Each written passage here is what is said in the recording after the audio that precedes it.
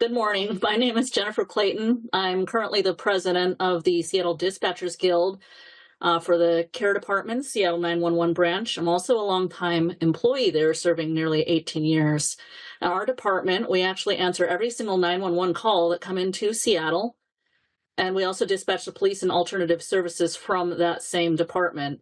And we're here to support the House Bill 1816, because over the years we've seen several alternative response programs come and go through Seattle, but most noticeably, this one has become the most impactful that I have seen with these community crisis responders. The public asks for them by name. Officers regularly request their services so they can move on to more pressing calls, violent crimes, and the citizens request them for others on a regular basis. The delay for them to wait for an officer to clear a scene causes some to lose interest, leave their locations, become unfound, and in some cases, they just ask they don't see an officer because they don't want any kind of intervention with law enforcement itself. They want CCR resources without police engagement. Our call volume for chronic callers has even gone down in some areas where CCRs have focused their work. They have been a huge asset to our response to the community. The risks that we talk about where they're involved with these trained responders is no more than the fire department, ambulance, mental health, parking enforcement, and so on.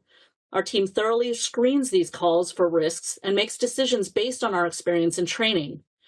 When in doubt, a call for service is created where an officer would join them and then advise them to come in to assess the situation. If they arrive and a risk is present, they immediately would call for radio services and we would immediately send a police response or other responses as needed. This is our job. This is what we do. This is no different than any other established practices that we already have among other programs, and this is also happening in other cities. These cities have proven alternative response programs that work. I support this bill on behalf of my members. It would reduce the workload for the already taxed police officers. It would reduce wait times for people that just simply want services without law enforcement needing to respond. Thank you. Great. Thank you very much. Any questions for Jen? Thank you for your service as well. I know it's a tough job. Appreciate it. Next, please.